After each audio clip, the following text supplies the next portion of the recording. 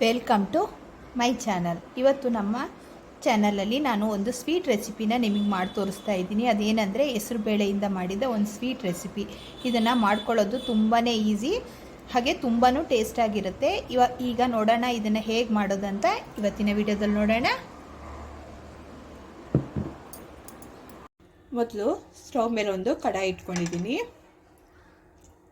ಅದರಲ್ಲಿ ಈ ಕಪ್ಪಲ್ಲಿ 1 ಕಪ್ಪಷ್ಟು ನಾನು ಹೆಸರು ಬೇಳೆ ತೊಗೊಂಡಿದ್ದೀನಿ. ಹೆಸರು ಬೇಳೆ ಇದಕ್ಕೆ ಹಾಕ್ಕೊಂಡು ಇದನ್ನು ಒಂದು 2 ರಿಂದ 3 ನಿಮಿಷ ಚೆನ್ನಾಗಿ ಇದರಲ್ಲಿ ಹುರಿದು ತಗೊಳ್ಳೋಣ. ಇದ್ರ ಸ್ಮೆಲ್ ಚೆನ್ನಾಗಿ ಬರೋಕ್ಕೆ ಸ್ಟಾರ್ಟ್ ಆಗೋದಲ್ಲ, ಅಲ್ಲಿವರೆಗೂ ಹುರ್ಕೋಬೇಕಾಗುತ್ತೆ. ಆದರೆ ಇದ್ರ ಕಲರ್ ಎಲ್ಲ ಚೇಂಜ್ ಮಾಡ್ಕೋಬಾರ್ದು. ಜಸ್ಟ್ ಇದರ ಹಸಿ ವಾಸನೆ ಹೋಗೋವರೆಗೂ ಹುರ್ಕೋಬೇಕಾಗುತ್ತೆ. ಒಂದು 2 ರಿಂದ 3 ನಿಮಿಷ ಲೋ ಫ್ಲೇಮಲ್ಲಿ ಹುರ್ಕೋಬೇಕು. ಈಗ 2 ರಿಂದ 3 ನಿಮಿಷ ಆಗಿದೆ. ಬೇಳೆ ಚೆನ್ನಾಗಿ ಗಮ್ ಅಂತ ಸ್ಮೆಲ್ ಬರ್ತಿದೆ. ಕಲರ್ ಏನು ಚೇಂಜ್ ಮಾಡ್ಕೊಳ್ಳೋದು ಬೇಕಾಗಿಲ್ಲ, ಕಲರ್ ಚೇಂಜ್ ಆದರೆ ಚೆನ್ನಾಗಿರಲ್ಲ. ನೋಡಿ, ಈ ಹದಕ್ಕೆ ನಾವು ಹುರಿದು ತಗೊಂಡ್ರೆ ಸಾಕು. ಈಗ ಸ್ಟವ್ ಫ್ಲೇಮ್ನ ಆಫ್ ಮಾಡಿ ಇದನ್ನು ಸ್ವಲ್ಪ ತಣ್ಣಗಾಗಕ್ಕೆ ಬಿಡೋಣ. ಇದನ್ನು ಇನ್ನೊಂದು ಪಾತ್ರೆಗೆ ಟ್ರಾನ್ಸ್ಫರ್ ಮಾಡ್ಕೊಳ್ತೀನಿ. ಈಗ ನೋಡಿ, ಇದನ್ನು ನಾನು ಬೇರೆ ಒಂದು ಬೌಲ್ಗೆ ಹಾಕ್ಕೊಳ್ತಾ ಇದ್ದೀನಿ.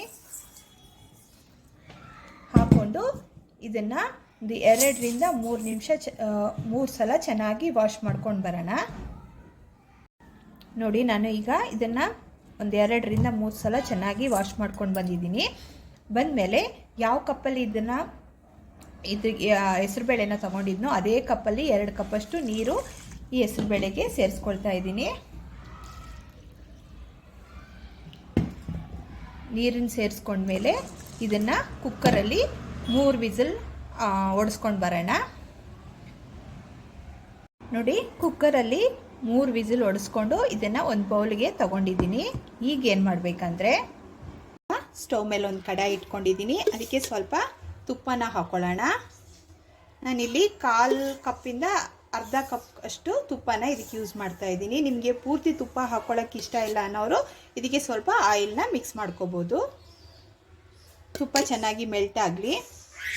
ತುಪ್ಪ ಚೆನ್ನಾಗಿ ಬಿಸಿಯಾಗಿದೆ. ಈ ಟೈಮಲ್ಲಿ ನಾನು ಸ್ವಲ್ಪ ಬಾದಾಮನ್ನ ಸಣ್ಣದಾಗಿ ಪೀಸ್ ಮಾಡಿಕೊಂಡು ಈ ತುಪ್ಪದಲ್ಲಿ ಕರೆದು ತಗೊಳ್ತೀನಿ. ಸ್ವಲ್ಪ ಕೆಂಪಗಾದ್ಮೇಲೆ ಇದನ್ನು ಎಣ್ಣೆಯಿಂದ ತೆಗಿಯೋಣ. ನೋಡಿ, ಕೆಂಪಗಾಗಿದೆ. ಇದನ್ನು ತೆಗೆದಿಟ್ಕೊಳ್ಳೋಣ. ಇದೇ ತುಪ್ಪಕ್ಕೆ ನಾನು ಈ ಕಪ್ಪಲ್ಲಿ ಅರ್ಧ ಕಪ್ಪಷ್ಟು ರವೆನ ತಗೊಂಡಿದ್ದೀನಿ. ರವೆನ ಚೆನ್ನಾಗಿ ತುಪ್ಪದಲ್ಲಿ ಹುರ್ಕೋಬೇಕಾಗತ್ತೆ. ಸ್ಟವ್ ಫ್ಲೇಮ್ನ ಲೋ ಮಾಡ್ಕೊಳ್ಳಿ. ಇದನ್ನು ಚೆನ್ನಾಗಿ ಹುರ್ಕೊಂಡು ತಗೋಬೇಕಾಗತ್ತೆ. ರವೆ ಎಲ್ಲ ಚೆನ್ನಾಗಿ ಗರಿ ಆಗಬೇಕು.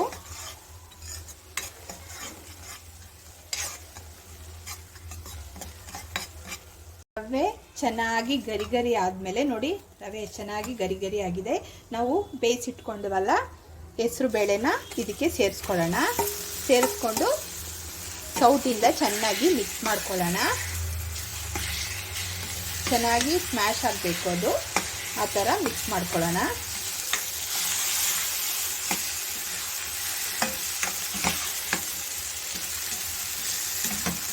ರವೆ ಹೆಸರು ಬೇಳೆ ಒಂದಕ್ಕೊಂದು ಚೆನ್ನಾಗಿ ಹೊಂದ್ಕೋಬೇಕು.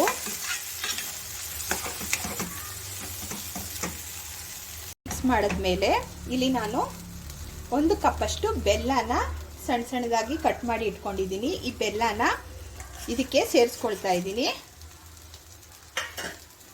ಬೆಲ್ಲನೂ ಇದ್ರ ಜೊತೆಗೆ ಹೆಸರುಬೇಳೆ ಜೊತೆಗೆ ಮಿಕ್ಸ್ ಆಗಬೇಕು. ಬೆಲ್ಲ ಕ್ಲೀನ್ ಆಗಿದೆ, ಹಾಗಾಗಿ ನಾನು ಹಾಗೇನೆ ಸೇರಿಸ್ಕೊಂಡಿದ್ದೀನಿ. ಬೆಲ್ಲ ಏನಾದರೂ ಗಲೀಜಾಗಿದ್ದರೆ ಸ್ವಲ್ಪ ನೀರು ಹಾಕಿ ತೆಳ್ಳಗೆ ಮಾಡಿಕೊಂಡು ಆಮೇಲೆ ಸೋಸಿ ಇದಕ್ಕೆ ಸೇರಿಸ್ಕೊಳ್ಳಿ. ನಾನು ಇವತ್ತು ಇದಕ್ಕೆ ಸಕ್ಕರೆ ಮತ್ತು ಬೆಲ್ಲ ಎರಡನ್ನೂ ಯೂಸ್ ಮಾಡ್ತಾ ಇದ್ದೀನಿ. ಫಸ್ಟು ಬೆಲ್ಲ ಹಾಕ್ಕೊಳ್ಳೋಣ. ಬೆಲ್ಲ ಎಲ್ಲ ಕರಗಲಿ. ನೋಡಿ, ಈಗ ಬೆಲ್ಲ ಎಲ್ಲ ಚೆನ್ನಾಗಿ ಕರಗಿದೆ. ಈ ಟೈಮಲ್ಲಿ ನಾನು ಇದಕ್ಕೆ ಮತ್ತೆ 2 ಕಪ್ಪಷ್ಟು ಸಕ್ಕರೆನ ಹಾಕ್ಕೊಳ್ತಾ ಇದ್ದೀನಿ. ಇದಕ್ಕೆ ಒಟ್ಟು 3 ಕಪ್ಪಷ್ಟು ಸ್ವೀಟ್ನ ಆ್ಯಡ್ ಮಾಡ್ತಾ ಇದ್ದೀನಿ. ಸ್ವೀಟ್ ಜಾಸ್ತಿ ತಿನ್ನೋರು 3.5 ಕಪ್ ಆದರೂ ಹಾಕ್ಕೋಬೋದು. ಇಲ್ಲಿ ಪೂರ್ತಿ ಬೆಲ್ಲ ಸೇರಿಸ್ಕೊಳ್ಳೋರು 3.5 ಕಪ್ಪಷ್ಟು ಬೆಲ್ಲ ಸೇರಿಸ್ಕೋಬೋದು. ಸಕ್ಕರೆ ಹಾಕೊಳ್ಳೋರು 3.5 ಕಪ್ಪಷ್ಟು ಸಕ್ಕರೆ ಸೇರಿಸ್ಕೋಬೋದು. 3 ರಿಂದ 3.5 ಕಪ್ಪಷ್ಟು ಸ್ವೀಟ್ನ ಇದಕ್ಕೆ ಸೇರಿಸ್ಕೋಬೋದು. ಸಕ್ಕರೆ ಹಾಕಿದ್ಮೇಲೆ ಸ್ವಲ್ಪ ತೆಳ್ಳಗಾಗುತ್ತೆ, ಭಯ ಪಡೋ ಅವಶ್ಯಕತೆ ಇಲ್ಲ. ಆಮೇಲೆ ಅದು ಗಟ್ಟಿ ಆಗೋದಕ್ಕೆ ಶುರು ಆಗುತ್ತೆ. ನೋಡಿ, ಸಕ್ಕರೆ ಎಲ್ಲ ಕರಗಿದ್ಮೇಲೆ ಸ್ವಲ್ಪ ತೆಳ್ಳಗಾಯ್ತು ನೋಡಿ. ಈಗ ಇದನ್ನು ಮಿಕ್ಸ್ ಮಾಡ್ತಾನೆ ಇರಿ, ಇದು ಗಟ್ಟಿ ಆಗುತ್ತೆ. ಮತ್ತು ಹಾಗೆ ಸೌಟಿಂದ ಹೆಸರುಬೇಳೆನ ಚೆನ್ನಾಗಿ ಮಿಕ್ಸ್ ಮಾಡ್ತಾ ಇರಿ, ಅದು ರವೆ ಜೊತೆ ಹೊಂದ್ಕೊಳ್ಳುತ್ತೆ. ಈ ಸ್ವೀಟ್ ತುಂಬಾ ಟೇಸ್ಟ್ ಆಗಿರುತ್ತೆ, ತುಂಬಾ ಈಸಿನೂ ಮಾಡ್ಕೊಳ್ಳೋದು. ಪ್ರಸಾದಕ್ಕೆ, ಮನೆಗೆ ಯಾರಾದರೂ ಸಡನ್ನ ನೆಂಟರು ಬಂದಾಗಲ್ಲ ಇದು ಮಾಡ್ಕೊಳ್ಳೋದು ತುಂಬ ಈಸಿ, ಹಾಗೆ ತುಂಬಾ ಟೇಸ್ಟ್ ಆಗಿರುತ್ತೆ. ಮಿಕ್ಸ್ ಮಾಡ್ತಾ ಗಟ್ಟಿ ಆಗ್ತಾ ಬಂತು ನೋಡಿ. ಕಡಾಯಿ ಬಿಟ್ಕೊಳ್ಳೋಕ್ಕೆ ಸ್ಟಾರ್ಟ್ ಆಗಿದೆ ನೋಡಿ. ಈ ಟೈಮಲ್ಲಿ ನಾನು ಇದಕ್ಕೆ ಅರ್ಧ ಸ್ಪೂನಷ್ಟು ಏಲಕ್ಕಿ ಪೌಡ್ರನ್ನ ಹಾಕ್ಕೊಳ್ತಾ ಇದ್ದೀನಿ. ನಾನು ಏಲಕ್ಕಿ ಮತ್ತು ಸಕ್ಕರೆನ ಮಿಕ್ಸ್ ಮಾಡಿ ಗ್ರೈಂಡ್ ಮಾಡಿದ್ದೀನಿ. ನೀವು ಬರೀ ಏಲಕ್ಕಿನ ಗ್ರೈಂಡ್ ಮಾಡ್ಕೊಳ್ಳೋದಾಗಿದ್ರೆ 1/4 ಸ್ಪೂನಷ್ಟು ಹಾಕ್ಕೊಳ್ಳಿ ಸಾಕು. ಈಗ ಏಲಕ್ಕಿ ಹಾಕ್ಕೊಂಡ್ಮೇಲೆ ಒಂದ್ಸಲ ನೀಟಾಗಿ ಮಿಕ್ಸ್ ಮಾಡ್ಕೊಳ್ಳೋಣ ನೋಡಿ. ಏಲಕ್ಕಿ ಹಾಕ್ಕೊಂಡು ಮಿಕ್ಸ್ ಮಾಡಿದ್ಮೇಲೆ ನಾನಿಲ್ಲಿ ಇನ್ನೊಂದು ಸ್ಪೂನಷ್ಟು ತುಪ್ಪನ ಇದಕ್ಕೆ ಸೇರಿಸ್ಕೊಳ್ತಾ ಇದ್ದೀನಿ. ಹಾಗೆ ನಾವಿಲ್ಲಿ ಫ್ರೈ ಮಾಡಿ ಇಟ್ಕೊಂಡಿದ್ವಲ್ಲ ಬಾದಾಮನ್ನ ಸ್ವಲ್ಪ ಇದಕ್ಕೆ ಸೇರಿಸ್ಕೊಳ್ತಾ ಇದ್ದೀನಿ. ಸೇರಿಸ್ಕೊಂಡು ಮತ್ತೆ ಇನ್ನೊಂದು ಸಲ ನೀಟಾಗಿ ಮಿಕ್ಸ್ ಮಾಡ್ಕೊಳ್ಳೋಣ.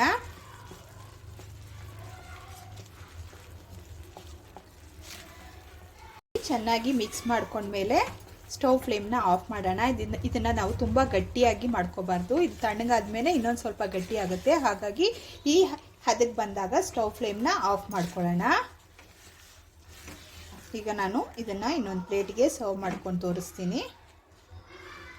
ಈಗ ಇದನ್ನು ನಾನು ಒಂದು ಪ್ಲೇಟ್ಗೆ ಟ್ರಾನ್ಸ್ಫರ್ ಮಾಡ್ಕೊಳ್ತೀನಿ.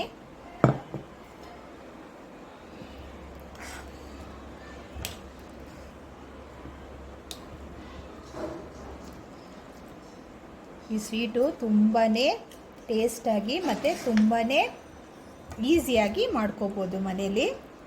ಒಂದು ಸಲ ಮಾಡಿದ್ರೆ ಮತ್ತೆ ಮತ್ತೆ ಮಾಡ್ಕೊಂಡು ತಿಂತಾ ಇರ್ತೀರಾ, ಅಷ್ಟು ಚೆನ್ನಾಗಿರುತ್ತೆ ಈ ಸ್ವೀಟು. ಇದಕ್ಕೆ ಜಾಸ್ತಿ ಏನು ಸಾಮಗ್ರಿಗಳು ಏನು ಬೇಕಾಗಿಲ್ಲ, ಮನೆಯಲ್ಲಿರೋ ವಸ್ತುಗಳನ್ನೇ ಉಪಯೋಗಿಸ್ಕೊಂಡು ನಾವು ಮನೇಲಿ ಈಸಿಯಾಗಿ ಮಾಡ್ಕೋಬೋದು. ಈಗ ಇಲ್ಲಿ ನಾನು ಫ್ರೈ ಮಾಡಿ ಇಟ್ಕೊಂಡಿದ್ನಲ್ಲ ಅದನ್ನು ಸ್ವಲ್ಪ ಬಾದಾಮನ್ನ ಇದಕ್ಕೆ ಗಾರ್ನಿಷಿಂಗ್ ಮಾಡ್ತಾಯಿದ್ದೀನಿ.